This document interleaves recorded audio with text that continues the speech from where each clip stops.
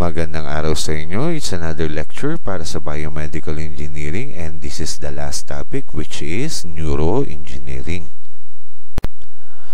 So let us start. Ano ba ang neuroengineering? Ito ay isang specialized field ng biomedical engineering. Ibig sabihin, ito ay separate entity na kailangan ng specialization kung saan sa field na ito, ini-integrate ang neuroscience sa mga prinsipyong engineering upang makabuo ng mga technology na naglalayong maunawaan, ayusin at pahusayin ang nervous system. Ang field na ito ay may makabulang implikasyon para sa paggamot sa mga neurological disorder, brain-computer interfacing at makabuluhan at malalim na pag-unawa sa brain function. Now, let us discuss the fundamentals of neuroengineering. So, ano ba ang overview ng neuroengineering? Ang neuroengineering ay isang interdisciplinary field kung saan ini-incorporate ang mga elementong neuroscience, engineering at computer science. Nakatuon ito sa pagbuo ng mga technology upang makipag-ugnayan sa nervous system at upang lumika ng mga device o system na maaring makipag-ugnayan sa mga neural circuit. So, ang key concept nito, una na dito ay ang neural interface technologies. Ito ay mga device o system kung saan bumubuo ng koneksyon o nakakonekta ang nervous system ng isang tao sa mga external device tulad ng computer. Kabilang dito ang mga electrode, sensor at stimulator. Ginagamit ang mga ganitong interface upang mapag-aralan ang impulses ng utak ng isang tao. Another is the neuroprosthetics. Ito ay mga device na idinisenyo upang ibalik ang mga nawawalang sensory o motor function sa pamamagitan ng pag-interface ng mga ito sa nervous system. Kasama sa mga halimbawa ang mga implant ng cochlear at robotic limbs kung saan ito ay kinukontrol ng mga signal ng utak. So, another fundamentals ng neuroengineering is the brain-computer interfaces o BCI. Ito ay mga system of devices kung saan ito ay nagbibigay daan ng mga direktang communication sa pagitan ng utak at ng mga external device tulad ng computer. Maaaring gamitin ng mga BCI para sa communication, pagkontrol ng prosthetics at mga therapeutic applications. Okay? Ngayon naman ay talakayin natin ang applications ng neuroengineering. Una na dito ay restoring sensory and motor function tulad ng cochlear implants. Ito ay mga system device na nagbibigay ng pakiramdam na makasense ng tunog ang isang tao na may matinding pagkawala ng pandinig o kapansanan sa pagkabingi. Ang ginagawa ng device na ito ay ni-stimulate nito ang auditory nerve ng isang tao upang makasense ng tunog o makarinig ito. Another is the retinal implants. Ito ay mga system device kung saan nagpapanumbalik ng paningin ng isang tao na may retinal degenerative na sakit.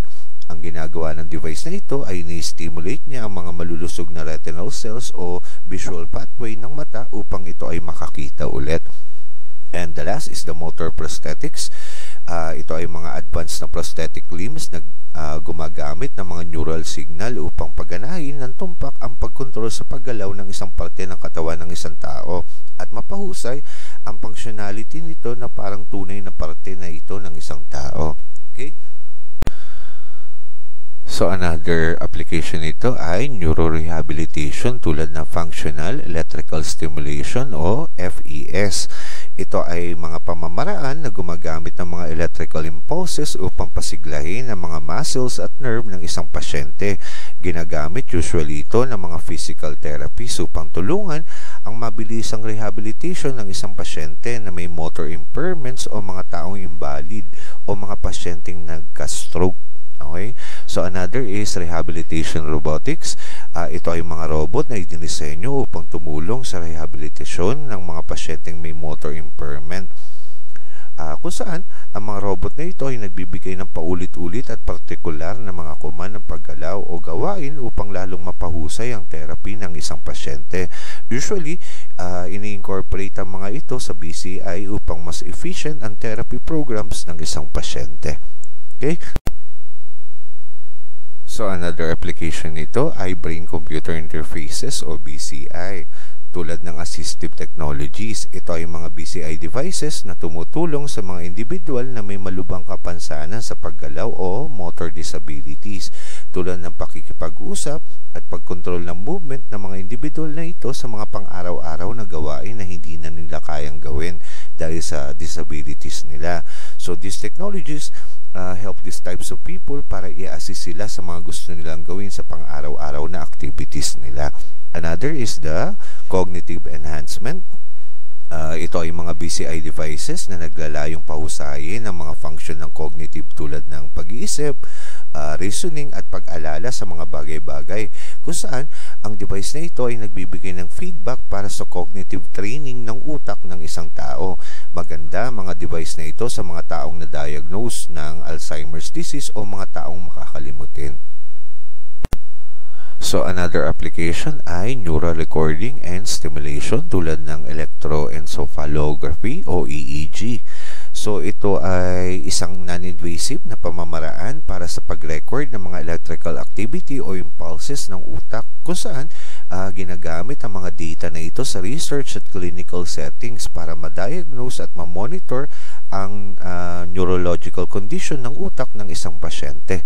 So another is the deep brain stimulation o DBS.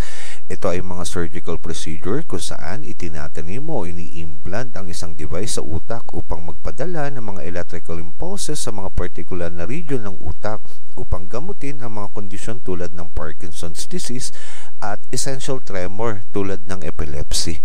Okay? Ngayon naman ay talakayin natin ang current trends and future direction ng neuroengineering. Ang una na dito ay advanced neural interfaces tulad ng flexible electronics and high-density electrode arrays. Nagiging trend sa technology na ito ang pagbuo ng mga flexible, biocompatible electronics na safe at madaling ma-incorporate sa ibabaw ng utak, kung saan napapahusay at nagiging epektibo ang mga neural interfaces. Also, ini-incorporate na rin ang mga arrays na may mataas na spatial resolution para maging mas precise ang recording at stimulation ng neural activity, kung saan nagiging maganda ang output nito sa neuroprosthetics and brain mapping. So, nagiging trend na rin sa field na ito ang neuroplasticity and learning tulad ng adaptive BCI and neurofeedback. So, nagiging trend na rin sa technology na ito mga system na umaayon sa mga nagbabagong neural pattern ng isang pasyente sa paglipas ng panahon, kung saan napapahusay nito ang performance at adaptability ng utak ng isang pasyente. Also, nagbibigay din ito ng mga techniques upang magbigay ng real-time feedback sa aktibidad ng utak ng isang tao at upang mapahusay ang mga cognitive function at upang makatulong sa paggamot ng mga taong may sakit sa pag-iisip. So, isa pang trend sa field na ito ay integrating artificial intelligence tulad ng machine learning algorithms and predictive models. Isa din na nagiging trend sa field na ito ay ang machine learning algorithms, kung saan ito ay mga techniques para i-decode ang mga neural signal gamit ang AI. Sa pamamagitan nito, napapahusay ang performance ng mga BCI at mga neuroprosthetics. Also, another trend is pagbuo ng mga predictive models, kung saan ito ay mga AI models na pinipredict ang mga neural responses para maiangkop ang mga ito sa device in real time, kung saan napapahusay nito ng tumpak at tugmang tugon na nilalayon ng isang user. Now, let us discuss the ethical and regulatory consideration tulad ng privacy concern, informed consent, and regulation of neurotechnologies. Ito ay mga issue na nauugnay sa seguridad at privacy ng neural data o mga sensitibong mga impormasyon about sa utak kung saan maaari itong magamit sa mali. Also, dapat tiyakin ng mga researcher o doktor sa isang pasyente o test subject ang mga panganib at benepisyo ng neuroengineering bago ito i-apply sa isang pasyente.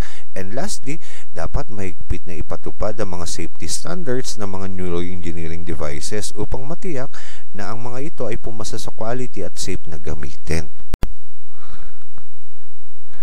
So, mahalaga ang mga ethical and regulatory consideration kasi sa ating kultura, magkaroon lang tayo ng mga kamag-anak na may sakit sa pag-iisip, parang kahihiyan na yun. Okay?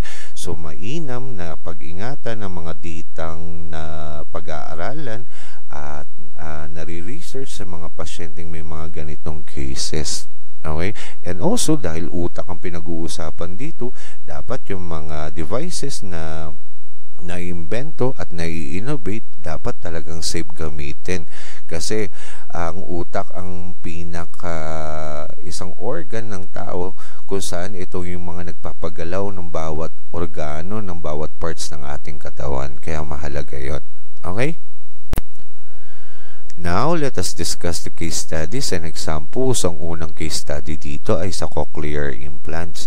So, may mga pag-aaral kung saan nakatuon sa pagbuo ng mga cochlear implant para sa mga individual na may matinding pagkawala ng pandinig, kung saan nilalayo ng research na ito na paliitin ang mga cochlear implants as well as mga signal processing nito. So, makakatulong ito upang lalong mapahusay ang speech recognition ng isang pasyente as well as yung quality ng buhay niya. Another case study ay brain-computer interfaces for communication. May mga pag-aaral na kung saan nakatuon sa pagbuo ng mga BCI para sa mga individual na may lock-in syndrome o malubhang kapansanan sa motor o paggalaw. Ninanais ng research na ito na bumuo ng mga non-invasive na BCI at mahusay na signal decoding algorithm, kung saan makakatulong ito sa mga individual na may motor impairments na makipag-usap at makipag-ugnayan sa environment na ginagalawan nito ng maayos at ng mahusay. Ang neuroengineering ay isang field kung saan ito ay lumalago at nagbibigay ng positive outlook sa pagbabago sa paggamot ng mga may neurological disorder. Nilalayon din ng field na ito na mapahusay ang mga kakayahan ng isang tao at palawakin ang ating pangunawa sa paggana ng isang utak. So, sa pamamagitan ng pag-integrate ng mga makabagong technology sa mga neural interfaces, prosthetics, rehabilitation at artificial intelligence, sigurado mas malayo ang mararating ng neuroengineering sa field ng research at clinical setting. Habang umuunlad ang teknolohiya sa field na ito, dapat matugunan din ang halaga ng mga ethical consideration and regulatory challenges upang matiyak na ligtas at epektibo ang mga applications nito. So, I guess that's it. Sana marami kayong natutunan sa subject na ito. Okay, dahil natalakay natin lahat ng buong topic sa syllabus ng Biomedical Engineering. So, see you again sa susunod na mga tutorial. Hanggang sa muli. Bye-bye!